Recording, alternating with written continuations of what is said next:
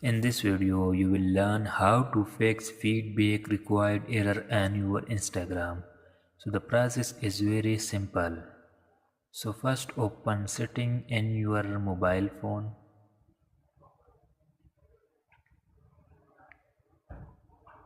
Now go to application manager.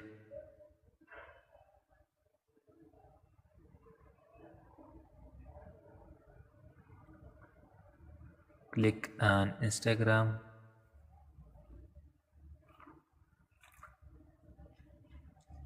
Now click on clear cache and tap on clear data. Click on OK button and then go back. Open Instagram.